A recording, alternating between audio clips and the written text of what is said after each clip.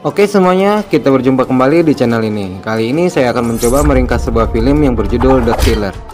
Film ini adalah sebuah film Korea Selatan yang disutradarai oleh Choi Jun-hoon dan dibintangi oleh Jang Hyuk. Film ini ditayangkan secara global pada 13 Juli tahun 2022. Dan untuk pemeran film ini antara lain sekali berikut. Film ini menceritakan tentang seorang mantan pembunuh profesional yang mendapat perintah dari istrinya untuk mengasuh gadis berusia 17 tahun. Yang ternyata gadis ini akan dijual ke para mafia Rusia untuk dipekerjakan sebagai pemuas para hidung belang.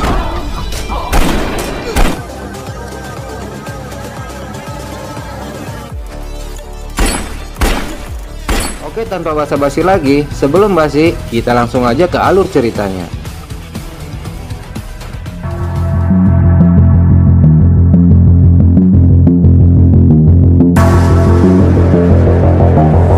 Film diawali dari sebuah percakapan antara Bang Geng bersama istrinya yang bernama Hinso. Hinso ini memberitahukan kepada Bang Geng bahwa dia akan berlibur ke Pulau Jeju bersama sahabatnya. Dan Hinso meminta agar Bang Geng mau merawat anak tiri sahabatnya tersebut selama 3 minggu. 무슨 날? 이번에 제주도 여행 같이 간 언니 있지? 된다는데. 3주? 이봐 이거 딱 떨어. Awalnya sih Bang Geng menolaknya, namun akhirnya Bang Geng menyerah juga nih bro. Luar biasa kan? Hinso bisa menaklukkan seorang mantan pembunuh profesional untuk menjadi seorang baby sister. Wah, kacau banget ini semuanya. Apa mungkin ya karena ini ya? Keesokan harinya, Bang Geng mengantarkan Hinso dan sahabatnya ke bandara. Dan pada malam harinya, Bang Geng menjemput Yongji, anak tiri dari sahabat Hinso tersebut di sekolah. Setelah bertemu dengan Yongji, Bang Geng lalu mengantarkannya ke sebuah toko buku di Hongdae. 홍대요. 책 좀 사려고요. 홍대. Di sela perjalanannya, Yongji meminta izin agar bisa menginap di rumah temannya. Dan Bang Geng pun mengizinkannya, dan kemudian Bang Geng pulang ke rumah. 그래.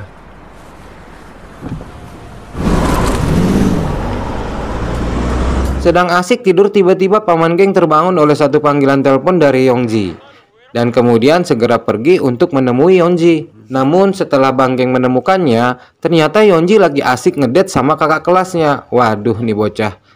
Dan yang parahnya lagi, Yongji justru nyuruh Bang Geng untuk pulang saja ke rumah. Sarap nih cewek. Siapa yang gak kesel coba? 아저씨 먼저 들어가세요. Ketika Bang Geng akan pulang ke rumah, terlihat Yongji pergi dengan sepeda motor dan beberapa orang lainnya, dan Bang Geng pun membiarkannya.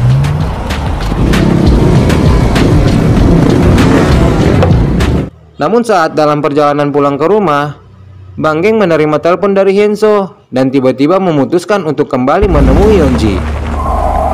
Melalui alat pelacak yang ditaruh di dompet Yongji sebelumnya, Bang Geng dengan mudah untuk menemukan keberadaan Yongji. Di lapangan es skating yang sudah tak terpakai, Bang Geng menemukan Yongji yang sedang diancam oleh beberapa remaja yang dipimpin oleh Sungyeon. 시간 딱 눈 감고 있으면 200. 그렇게 좋은 거면 언니? Tanpa berlama-lama lagi, Bang Geng pun langsung menghajar mereka dan membawa Yongji pulang ke rumah.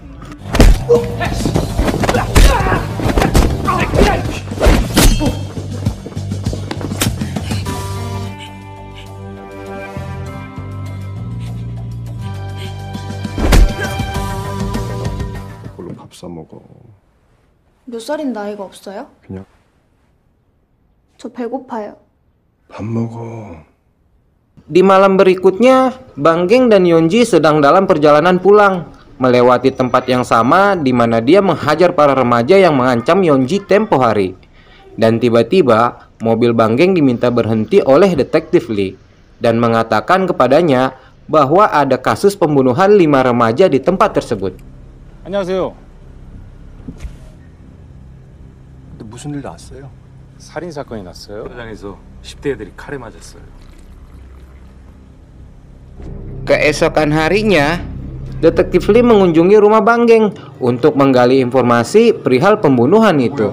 Namun paman geng mengelak bahwa dirinya dan Yonji tidak terlibat dalam kasus pembunuhan itu, dan kemudian menyuruh detektif Lee agar segera pergi. 그때 어제 같이 있던 여학생은 윤지 학생 맞죠? 글쎄 잘 모르겠네.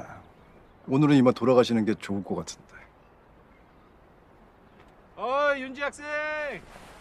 Usai detektif Lee pergi, Yonji mendapat telepon dari Sungyeon, dan kemudian Bang Geng setuju untuk bertemu karena Sungyeon memiliki pisau bersidik jari yang mereka manfaatkan untuk membunuh para remaja itu. Dan akan jadi masalah baginya jika pisau tersebut sampai jatuh ke tangan polisi. 뉴스 봤냐? 너 이제 좆됐어. 어떡해요? 우리한테 가봐야지. 그냥 Berkat 경찰에 dompet Yonji yang masih terdapat alat pelacak ada bersama Sungyeon, akhirnya Bang Geng dengan mudah menemukan persembunyian Sungyeon dan komplotannya. 너 그냥 여기 있어.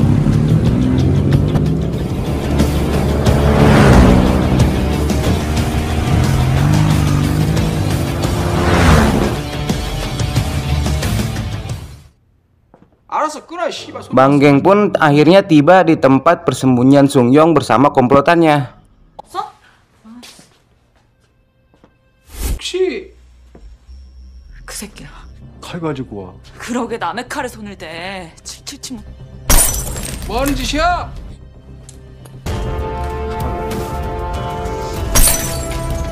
야,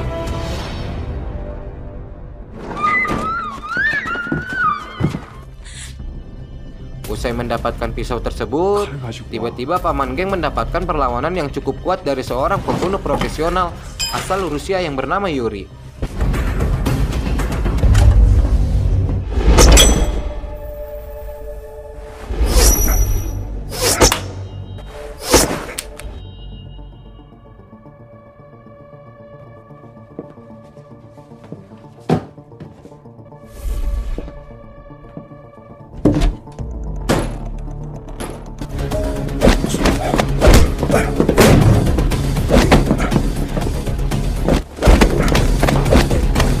Karena waktu yang tidak memungkinkan demi mencari Yonji yang diculik, akhirnya Bang Geng menunda duel mautnya bersama Yuri. Dan kemudian pulang ke rumah untuk mencari keberadaan Yonji, namun Yonji sudah tidak ada di rumah.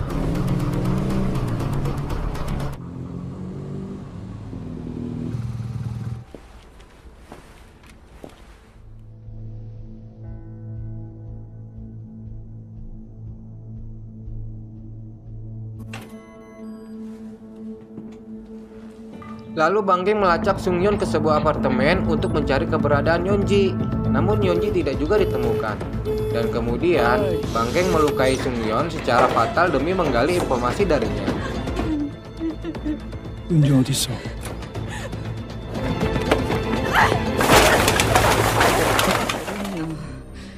남자들이란 씨.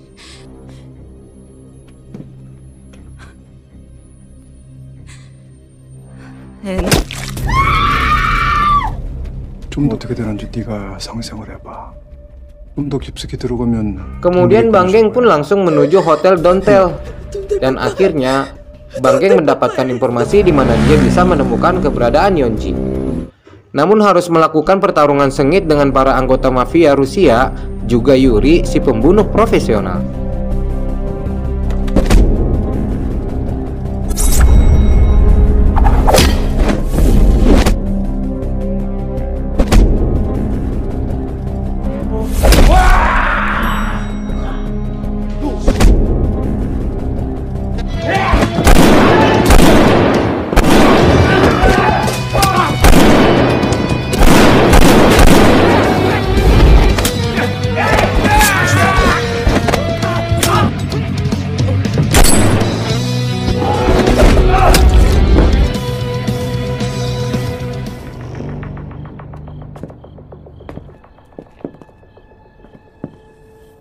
애 어디 있어?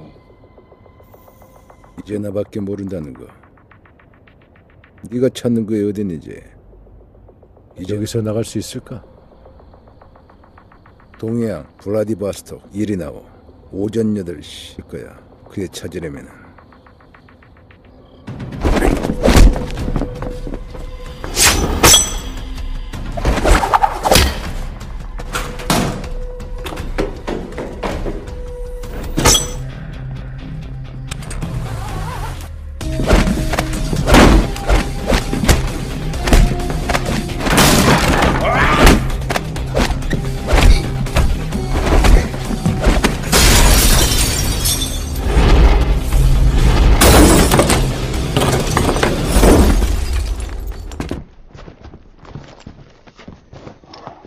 Tak disangka-sangka, tiba-tiba detektif Lee muncul dan berusaha untuk menahan Bang Geng.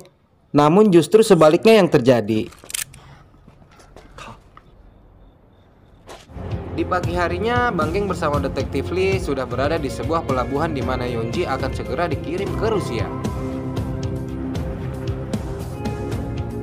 Saat melihat Yonji berada dalam sebuah mobil yang akan dimasukkan ke dalam peti kemas, Bang Geng pun langsung menabrak mobilnya tersebut untuk menyelamatkan Yonji.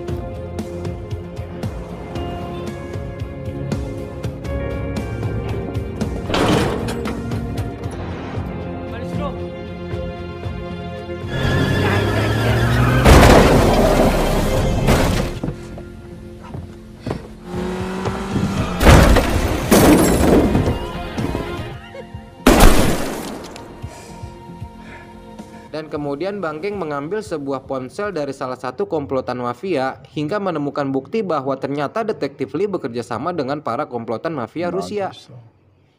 Dan hal ini dimanfaatkan Bang Geng dengan membuat sebuah kesepakatan yang cukup menguntungkan baginya.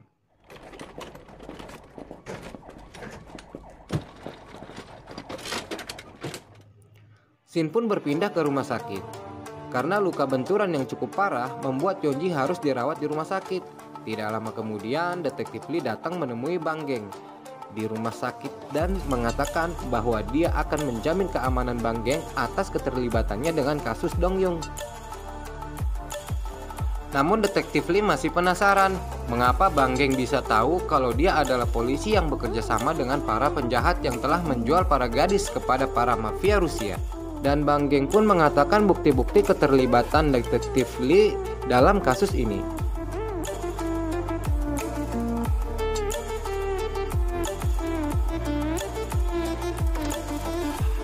Mengira urusannya dengan Bang Geng sudah selesai, justru detektif Lee diminta untuk mencari tahu siapa nama orang yang mau menjual Yonji kepada mafia Rusia. Namun detektif Lee menolaknya karena terdapat beberapa orang besar yang berhubungan dengan mafia Rusia yang tidak boleh diketahui oleh siapapun.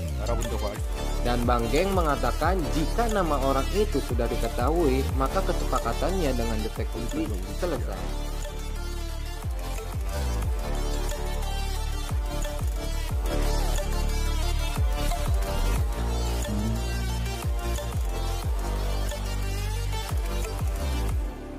Keesokan harinya, Bang Geng pergi menemui temannya yang berprofesi sebagai penjual senjata dan meminta bantuan agar bisa menyediakan senjata mematikan berjenis M200 sniper dan juga peredam senjata.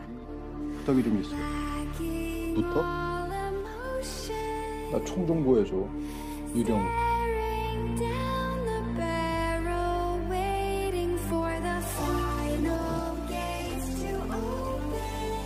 저렴요. 라이플 정도. 진심이야? Shin pun kembali berpindah ke rumah sakit. Saat Bang Geng sedang menjenguk Yonji, tiba-tiba detektif Lee menelpon dan memberikan informasi yang dia dapat dari salah satu juniornya di Interpol, bahwa pemesanan kamar hotel atas nama Park Hyung-jo, yang artinya dia mengetahui siapa nama orang yang akan menjual Yonji tersebut.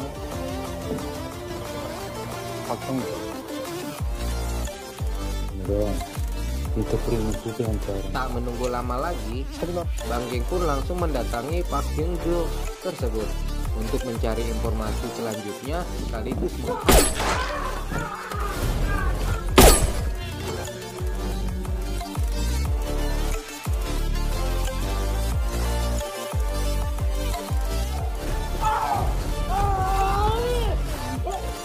윤지 지목한 놈이 누구야?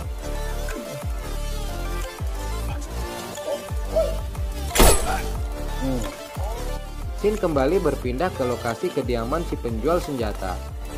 Pesanan Bang Geng sudah tiba, saatnya merakitnya, kemudian mengujinya. Dan setelah urusan senjata selesai, malam harinya Bang Geng kembali ke rumah sakit untuk memastikan kondisi Yonji, dan kemudian Bang Geng menghubungi detektif Lee. Di sini detektif Lee mengatakan bahwa wanita yang mengaku ibunya adalah bukan ibu kandungnya, sementara ibu kandung Yeonji sudah meninggal akibat kecelakaan 3 tahun yang lalu. Dan perihal hakim yang ingin diketahui oleh Bang Geng, detektif Lee mengatakan bahwa hakim dan beserta keluarganya adalah orang yang sangat berpengaruh di pemerintahan. Setelah mendapatkan informasi ini, keesokan harinya Bang Geng mulai beraksi dengan M200 snipernya untuk menghabisi seluruh pengawal hakim, termasuk si pembunuh profesional dari Rusia yang bernama Yuri.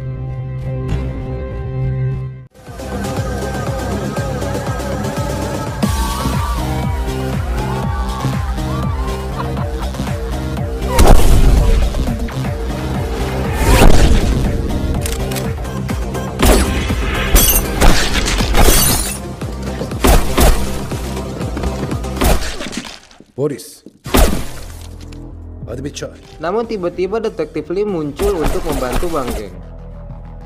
Dan ternyata ini hanya siasat detektif Lee untuk mengkhianati dan menangkap Bang Geng. Dan pada akhirnya detektif Lee pun harus merasakan timah panas dari Bang Geng dan tewas.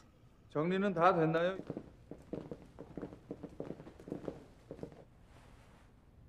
윤지를 지명한 거. 김정훈입니다.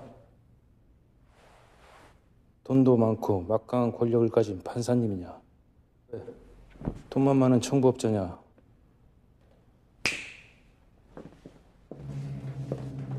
저 변태 판사 새끼가 막아주겠다.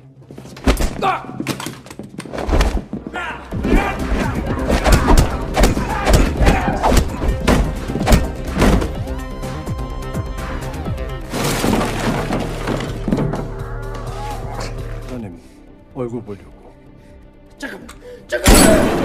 Kemudian kembali terjadi pertarungan antara Bang Geng dengan Yuri, di mana pertarungan ini menyuguhkan bela diri yang dilakukan menggunakan senjata api. Dan kemudian pertarungan diakhiri dengan lompat indahnya Yuri ke kolam renang.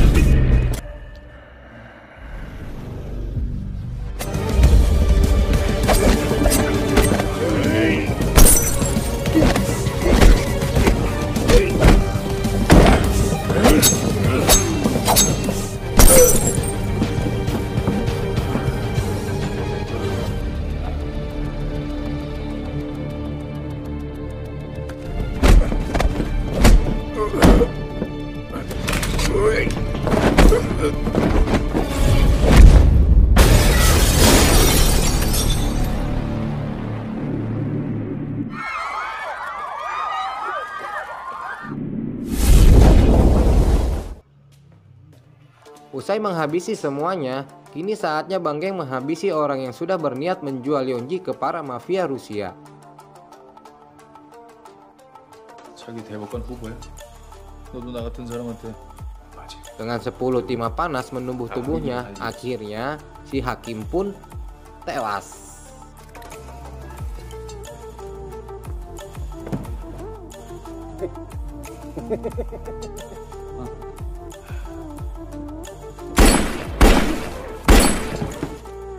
Scene pun berpindah ke Pulau Jeju. Bang Geng pun kemudian menghabisi ibu tiri Yeonji yang sedang berlibur di salah satu pantai di Pulau Jeju bersama Hyunso. Yang ternyata ibu tiri Yeonji ini adalah salah satu otak kejahatan penjual gadis-gadis ke para mafia Rusia.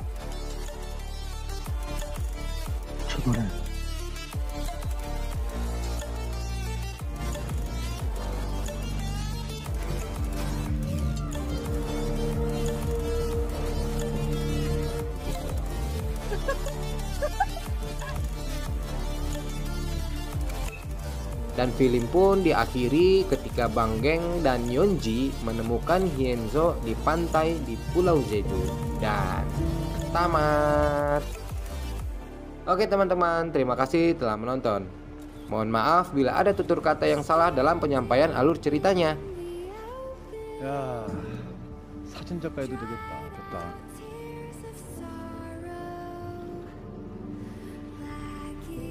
Sampai jumpa di alur cerita film selanjutnya. Wassalam.